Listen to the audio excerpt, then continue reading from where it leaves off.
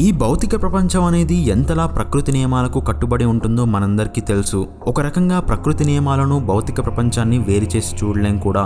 అంతలా ఆ రెండు ఒకదానితో ఒకటి కలిసి ఈ విశ్వాన్ని నడిపిస్తున్నాయి అనుకోవచ్చు. అందుకే మనం వాటిని వివరించగలిగే ఖచ్చితమైన మ్యాథమెటికల్ ఫార్ములాలను క్రియేట్ చేయగలిగాం. అయితే ఇక్కడే అందరికీ ఉన్న ఒక ఫండమెంటల్ క్వశ్చన్ ఏంటంటే, నిజానికి ఈ నియమాలన్నీ యూనివర్స్ని ఇంత ఖచ్చితంగా ఎలా నడిపిస్తున్నాయి, అలాగే ఈ నియమాలన్నీ ఈ యూనివర్స్లోకి ఎలా వచ్చాయి అనేది మనిషికున్న అంతర్లీనమైన ప్రశ్న. ఎందుకంటే నేచర్ లాస్ లేకుండా ఈ యూనివర్స్కి అస్తిత్వం అనేది లేదు అని అనుకోవాలి. అండ్ ఇంకొక ఫ్యాక్ట్ ఏంటంటే, ప్రకృతి నియమాలన్నీ ఒకదానితో ఒకటి ఇంటర్ రిలేటెడ్గా ఉండడం అనేది ఎక్కడో యూనివర్స్ అనేది పర్ఫెక్ట్ బ్యాలెన్స్ని మెయింటైన్ చేస్తుంది అనిపిస్తుంది. ఎందుకంటే ప్రతి యాక్షన్కి ఖచ్చితంగా ఒక రియాక్షన్ ఉంటుంది అని నేచర్లో జరిగే ప్రతి సంఘటనను చూసి మనం తెలుసుకోవచ్చు. దానికోసం ప్రత్యేకంగా న్యూటన్ సిద్ధాంతాలని చదవాల్సిన అవసరం లేదు. ఎందుకంటే న్యూటన్ కేవలం ప్రకృతి నియమాల్ని వివరించేలా ఫార్ములాను తయారు చేశాడు, కానీ తాను తయారు చేసిన ఫార్ములా ప్రకారం ఈ యూనివర్స్ పనిచేస్తుంది అని చెప్పలేదు. కానీ ఇక్కడ క్వశ్చన్ ఏంటంటే, ఈ ప్రపంచంలో జరిగే ప్రతి యాక్షన్కి సరిసమానంగా ఆపోజిట్ రియాక్షన్ ఎందుకు ఉంటుంది అనేదే ప్రశ్న. అంటే ఇక్కడ ఫిజికల్ ప్రపంచంలోని ఫండమెంటల్ లాస్ని క్వశ్చన్ చేస్తున్నాం అనుకోవచ్చు. సో ఈ ఫండమెంటల్ లాస్ అనేవి కేవలం ఫిజికల్ ప్రపంచానికి కాదు, మనిషి యొక్క పర్సనల్ లైఫ్లోనూ పనిచేస్తాయి. దాన్ని మనం కర్మ సిద్ధాంతం రూపంలో ఎక్స్పీరియన్స్ చేస్తున్నాం. అండ్ దీన్ని కూడా న్యూటన్ సిద్ధాంతాల్లాగానే ఏ ఒక్క మతానికి ఆపాదించలేం. ఎందుకంటే కర్మ అనేది ప్రపంచంలో ఉండే ప్రతి మనిషి లైఫ్లోనూ ఉంటుంది. దాన్నే ఫిజికల్ ప్రపంచంలో న్యూటన్ సిద్ధాంతం రూపంలో ప్రతిపాదించాడు. అయితే ఇవన్నీ ఇలా ఉంటే ఈ యూనివర్స్లో జీవం ఉండడానికి కూడా ముఖ్య కారణం అదే ప్రకృతి నియమాలు అని అనుకోవాలి. అంటే యూనివర్స్లో కేవలం టైం, మ్యాటర్, స్పేస్ మాత్రమే ఉండడం వల్ల జీవం ఎప్పటికీ ఏర్పడి ఉండేది కాదు. అవన్నీ ఒక నిర్దిష్టమైన నియమాలను పాటించడం ద్వారానే ఈ యూనివర్స్లో జీవం ఏర్పడింది. ఎగ్జాంపుల్గా స్పేస్ అనేది 3 డైమెన్షన్లోనే ఉంది కాబట్టి పదార్థం అనేది ఒకే దగ్గరికి చేరుకొని జీవం ఏర్పడింది. అలా కాకుండా స్పేస్ అనేది 2 డైమెన్షన్లోనే మాత్రమే ఉంటే నక్షత్రాల చుట్టూ ఆర్బిట్స్ అనేవి ఉండవు. ఎందుకంటే ఒక ఆబ్జెక్ట్ 3 డైమెన్షన్లోనే ఉండడం వల్ల మాత్రమే అది ఒక నిర్దిష్టమైన స్పీడ్తో ఆర్బిట్ చేయగలుగుతుంది. అండ్ అలా ఆర్బిట్ చేయాలి అంటే స్పేస్ అనేది ఖచ్చితంగా 3 డైమెన్షన్లోనే ఉండాలి.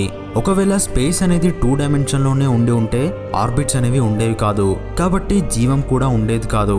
అలా అని స్పేస్లో ఇంకా ఎక్కువ డైమెన్షన్స్ ఉన్నా కూడా గ్రావిటీ అనేది వీక్ అయిపోతుంది. కాబట్టి స్పేస్ అనేది సరిగ్గా 3 డైమెన్షన్లోనే ఉండడం నిజంగా మన లక్ అనుకోవాలి.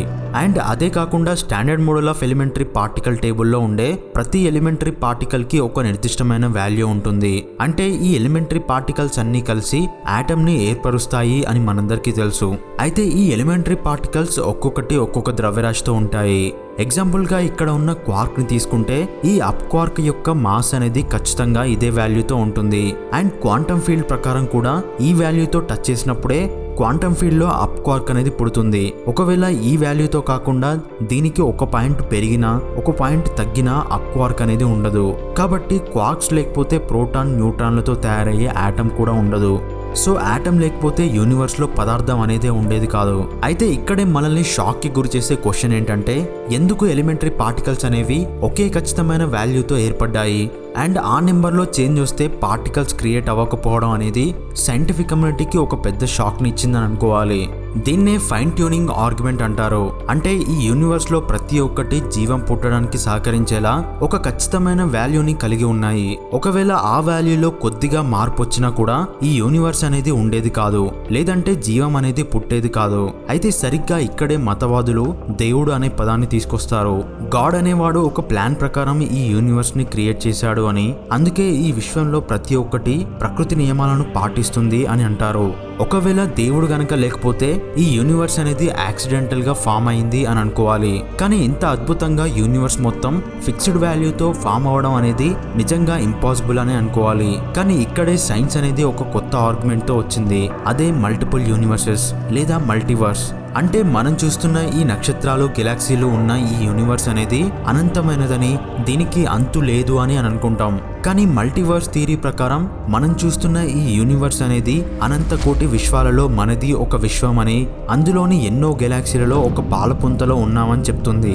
అయితే ఈ మల్టీవర్స్ థియరీకి ఫైన్ ట్యూనింగ్ ఆర్గ్యుమెంట్ కి ఏంటి సంబంధం అని అనుకుంటాం. కానీ చాలా మంది సైంటిస్టులు చెప్పేది ఏంటంటే, ఇంతకు ముందు మనం చెప్పుకున్నట్లుగా ఈ యూనివర్స్ లో ప్రతిదీ దేవుడు క్రియేట్ చేసినట్టుగా ఒక ఫిక్స్డ్ వాల్యూతో జీవం ఏర్పడింది అని అనుకున్నాం. కానీ జీవం అనేది మన యూనివర్స్ లోనే కాకుండా ఇలాంటి ఎన్నో అనంత కోటి విశ్వ విశ్వాలలో కూడా ఉండే ఛాన్స్ ఉండొచ్చు అని, అలాగే మన యూనివర్స్ లో ఆటమ్ ఒక విధంగా ఉన్నట్లే ఇంకొక యూనివర్స్ లో దాని వాల్యూ అనేది కొద్దిగా చేంజ్ అవ్వడం వల్ల అక్కడ ఇంకొక తెలియని పదార్థం ఉండొచ్చు, దానికి అనుగుణంగా అక్కడ కూడా లైఫ్ అనేది పరిణామం చెంది ఉండొచ్చు అనేది మల్టీవర్స్ థియరీ వెనుక ఉన్న ముఖ్య ఉద్దేశం. అండ్ ఈ మల్టీవర్స్ థియరీ అనేది కేవలం గాడ్ అనే పదాన్ని కాంట్రడిక్ట్ చేస్తూ పుట్టింది మాత్రమే కాదు, స్ట్రింగ్ థియరీతో పాటు క్వాంటమ్ మెకానిక్స్ లో ఉండే మెనీ వరల్డ్ ఇంటర్ప్రిటేషన్ కూడా ఇలాంటి మల్టిపుల్ యూనివర్స్లు ఉన్నాయి అని చెప్తుంది. కాకపోతే వాటిలో వేరే డైమెన్షన్స్ లో యూనివర్సెస్ ఉంటాయి అని చెప్తున్నాయి. అండ్ ఈ మల్టీవర్స్ థియరీ ప్రకారం ఒక్కొక్క యూనివర్స్ లో ఒక్కొక్క వాల్యూతో పదార్థం కానీ ప్రకృతి నియమాలు కానీ ఉంటాయి. అంటే మ్యాథమెటిక్స్ ప్రకారం ఎన్ని పాసిబుల్ వాల్యూస్ ఉంటాయో అన్ని పాసిబుల్ వాల్యూస్ తో అనంత కోటి విశ్వాలు ఏర్పడే ఛాన్స్ ఉంది. కాబట్టి ఆ పాసిబుల్ వాల్యూస్ లో ఒకటైన వాల్యూతో మన యూనివర్స్ ఉంది అని అనుకోవచ్చు. అండ్ ఈ థియరీ అనేది బిగ్ బ్యాంగ్ ఎలా జరిగింది అనే పెద్ద క్వశ్చన్ కి సమాధానం చెప్తుంది. సో ఈ మల్టిపుల్ యూనివర్సెస్ అనేవి ఒకదానితో ఒకటి కొల్లైడ్ అవడం ద్వారా బిగ్ బ్యాంగ్ అనేది జరుగుతుంది. లేదంటే మన యూనివర్సే కాకుండా ఇలాంటి ఎన్నో యూనివర్సెస్ అనేవి హైపర్ స్పేస్ లో తేలియాడుతూ ఉంటాయి. కాబట్టి నా లాస్ట్ వీడియోలో మాట్లాడుకున్న బిగ్ క్రంచ్ అనే పద్ధతి ద్వారా యూనివర్స్ అనేది ఎక్స్పాండ్ అవుతూ మళ్ళీ సింగులారిటీ దశకు చేరుకొని మళ్ళీ మరొక బబుల్ యూనివర్స్ ని క్రియేట్ చేస్తూ అలా విశ్వ ఆవిర్భావం అనేది నిరంతర ప్రక్రియలా జరుగుతుంది. అయితే ఈ బబుల్ యూనివర్సెస్ అనేవి ఎలా పుడుతున్నాయి అని చెప్పడానికి ఎటర్నల్ ఇన్ఫ్లేషన్ అనే థియరీ కూడా ఉంది. సో దాని గురించి ఫ్యూచర్ లో మాట్లాడుకుందాం. అండ్ ఈ మల్టిపుల్ యూనివర్సెస్ ని మన జీవిత కాలంలో ఎప్పటికైనా గుర్తించగలుగుతామా అని మనం అనుకుంటాం. అయితే హైపర్ స్పేస్ లో తేలియాడుతున్న ఈ మల్టీవర్సెస్ అనేవి ఖచ్చితంగా మరొక యూనివర్స్ తో ఢీకొట్టుకునే ఛాన్స్ ఉంది. కాబట్టి ఆ టైంలో మన యూనివర్స్ అంచులో ఉండే ఉష్ణోగ్రతలో మార్పు వస్తుంది. అంటే యూనివర్స్ మొదలైనప్పుడు పుట్టిన కాంతి మన వరకు చేరుకుంది. దాన్నే కాస్మిక్ మైక్రోవేవ్ బ్యాక్గ్రౌండ్ అంటారు. ఇక్కడ మనం చూస్తున్నది అలా యూనివర్స్ లో 13.8 బిలియన్ ఇయర్స్ క్రితం ఉద్భవించిన కాంతి. దీన్నే CMB అంటారు. కాబట్టి ఒకవేళ ఈ యూనివర్స్ కి బయట ఇంకొక యూనివర్స్ ఉండి ఉంటే ఈ CMB లో ఎంతో కొంత చేంజ్ అనేది వస్తుంది. ఎందుకంటే లైట్ అంటే కేవలం కాంతి అనే కాదు, లైట్ అంటే టెంపరేచర్.